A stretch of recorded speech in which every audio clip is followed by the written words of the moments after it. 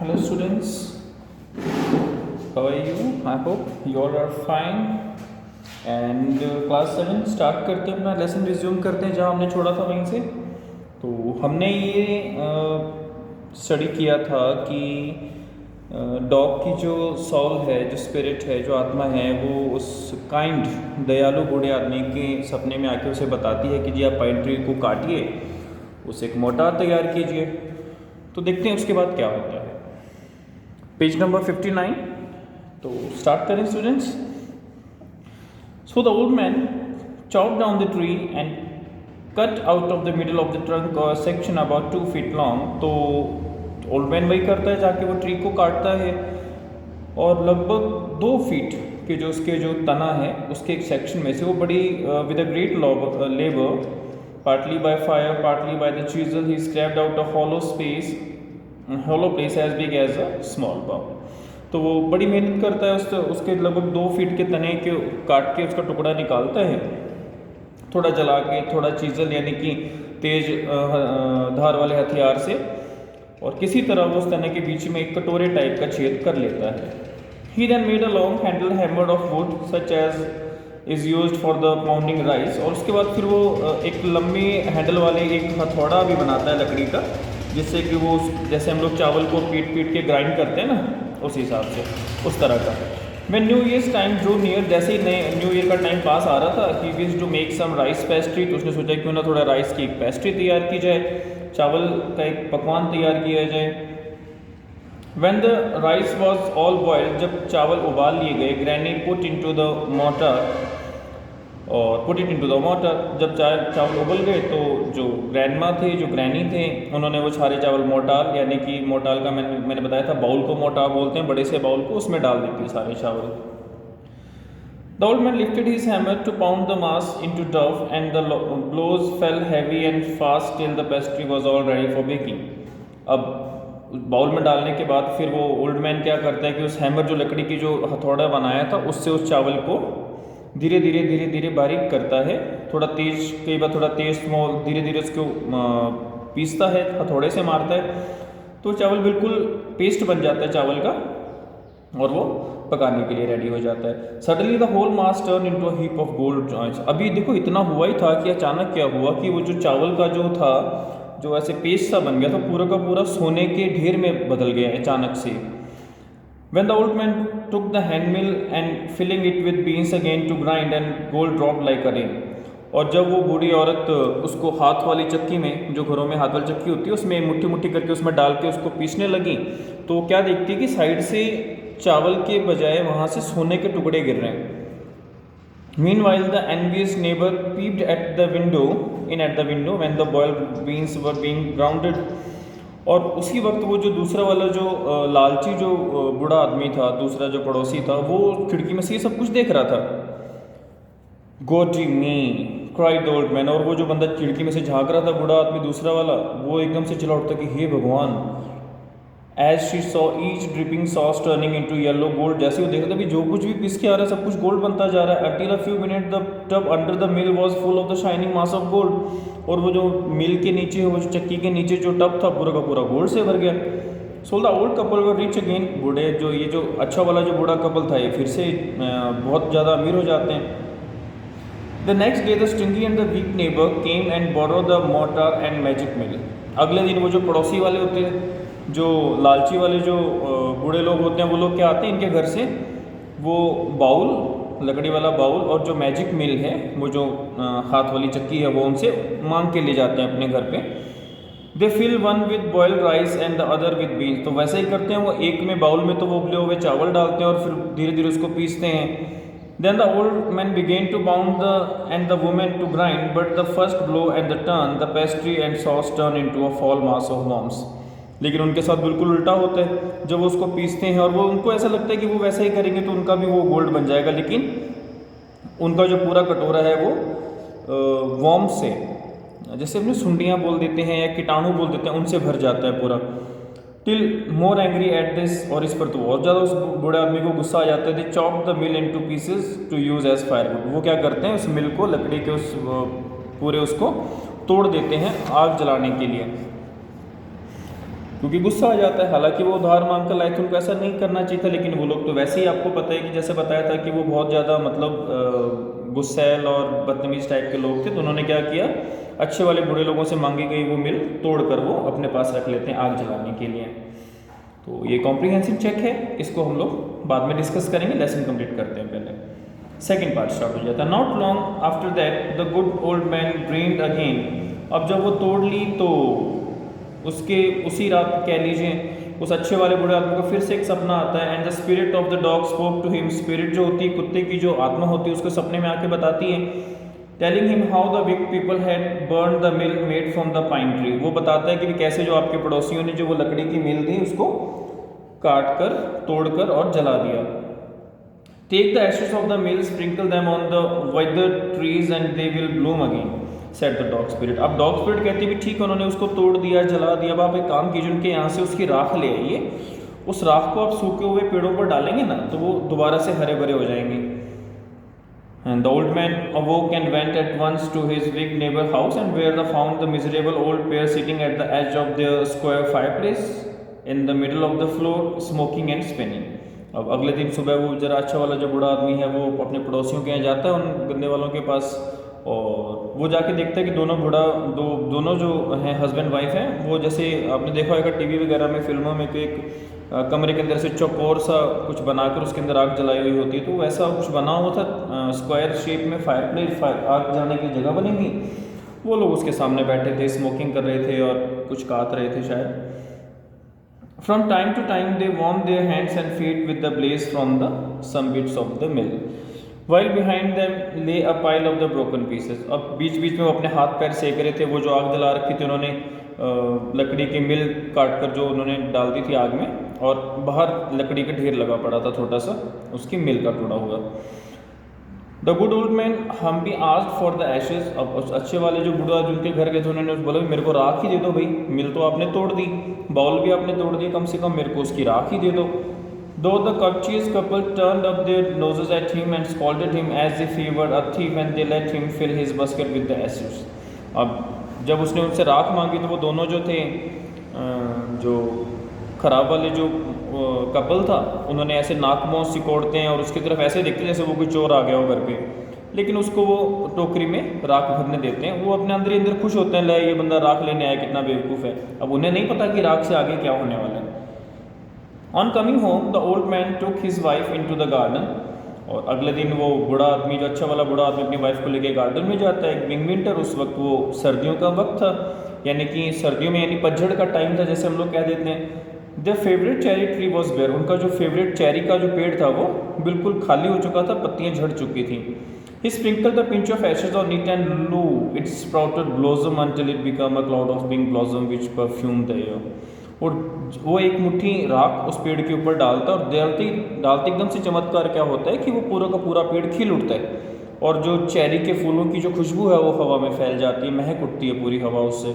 The news of this filled the village and everyone run out to see the wonder. और ये खबर पूरे गाँव में फैल जाती है, और पूरा गाँव के लोग उस पेड़ को देखने के लिए आते, क्योंकि अपने आप में चमत्कार था। पतझड़ के टाइम में कोई एक पेड़ का हरा भरा हो जाना अपने आप में एक वंडर है, चमत्कार है। The covetous couple also heard the story. और जो दूसरे वाले जो कपल था, जो उनके पड़ोसी थे, जिन्होंने ये इनका वो तोड़ दिया था, तो उन्होंने भी ये खबर सुनी, वो लोग भी आए देखने के लिए। And gathering of the remaining ashes of the mill kept them to make wither trees blossom. अब उन्होंने क्या किया, जो बची हुई राख थी उनके पास, उन्होंने वो इकट्ठी कर ली हमेशा की तरह। हर बार वो इनको फॉलो करते हैं, लेकिन उनके साथ कुछ गलत हो जाता है और इनके साथ अच्छा होता है, तो उन्होंने क्या किया, जो बची हुई राख थी वो इकट्ठी कर ली। The kind old man hearing that his lord the daimyo was to pass along the high road near the। अब तभी जो अच्छा वाला जो बूढ़ा आदमी होता है वो ये सुनता है कि उनका जो लॉर्ड है, लॉर्ड कह लो या वहाँ का जो राजा है, उसको वो daimyo बोलते हैं। तो वो उनको ये था कि वो वहाँ से गुजरने वाले हैं अपने काफिले के साथ, भी पूरी उनकी जो होता है बहुत बड़ा काफिला होता है उसकी, वो वहाँ से गाँव में से गुजरेंगे। Set out to see him, और वो सोचता है भी चलो उनके दर्शन करेंगे।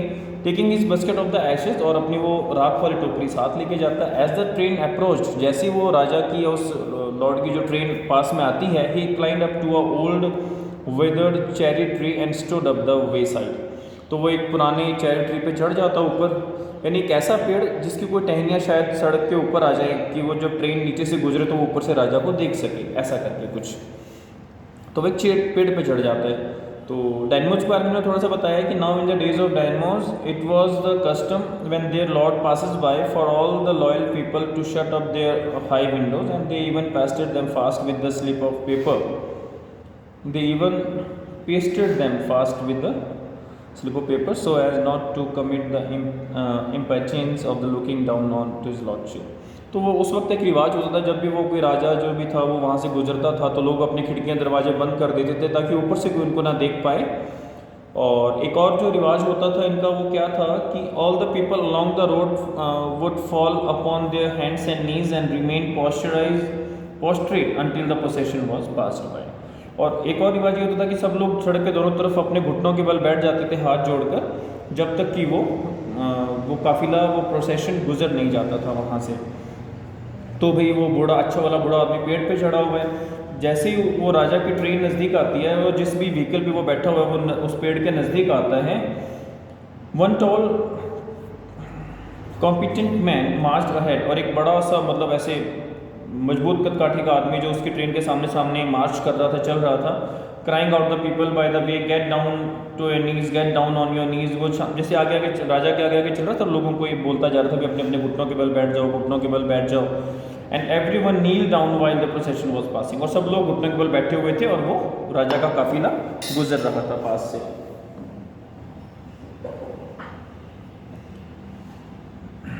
Suddenly the leader of the man caught side of the aged man up in the tree. तभी अचानक से जो उस प्रोसेशन का जो लीडर था जो आगे आगे चला, उसने अचानक उसकी नज़र ऊपर पेड़ पर चढ़े हुए बूढ़े आदमी पर पड़ती है।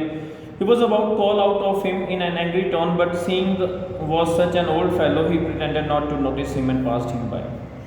अब वो उसको आवाज़ लगाने ही वाला होता है कि भाई नीचे उतर, लेकिन वो देखता है कि बूढ़ा सा आदमी है, तो वो ऐसा दिखाता है जैसे उसने उसको देखा ही नहीं, वो ऐसा फील करता है जैसे उसने उसको देखा ही नहीं, वो चुपचाप वहाँ से निकल जाता है, उसको देख के अनदेखा कर देता है, मतलब वो बूढ़ा आदमी सोच के उसको छोड़ देता है, चल छोड़ो। अदरवाइज राजा लोग ऐसे में पनिशमेंट देते होते हैं फिर। So when the daimyo's palanquin draw near, जैसे ही palanquin का मतलब होता है जो शाही, जैसे रथ कह लो, ये जो शाही जो राजा महाराजाओं के लिए जो गाड़ी होती है, जैसे ही वो उस पेड़ के पास में आती है जिस पे वो चढ़ा हुआ था, the old man taking a pinch of ashes from his basket scattered it over the tree, it's a moment in burst into blossom। और जिस पेड़ को चढ़ा था वो सूखा हुआ था, तो वो क्या, जैसे ही वो गाड़ी पेड़ के पास आती है राजा की, वो मुट्ठी भर राख लेता है उसी पेड़ पे डाल देता है जिस पे बैठा, तो एकदम से वो पेड़ हरा भरा हो जाता है। The dilated daimyo ordered the train to be stopped and got out of to see the wonder। और वो जो राजा था, डायमियो था, वो इतना मतलब डिलाइटेड खुश हो जाता है कि वो अपने काफिले को रोकता है और बाहर निकल के वो पूरे चमत्कार को देखना चाहता है। Calling the old man to him and he thanked him and ordered presents of silk crops, sponge, cakes, fans and other rewards to given him.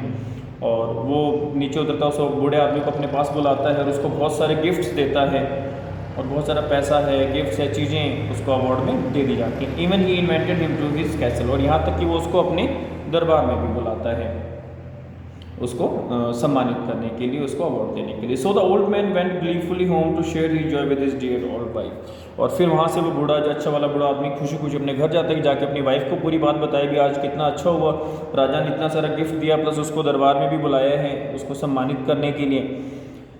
But दूसरी तरफ क्या होता है, but when the greedy neighbour heard of it, जब उस बूढ़े आदमी दूसरे वाले जो गंदे वाले बूढ़े आदमी को पता चलता है भी इतना कि भाई अच्छे वाले के साथ इतना कुछ राजा ने उसको इनाम दिया, तो वो भी सेम करने की सोचता है, उसका नकल करने की सोचता है। Took some of the magic ashes and went out on the highway, वो भी क्या करता है, थोड़ी सी राख लेता है और हाईवे पे चला जाता है।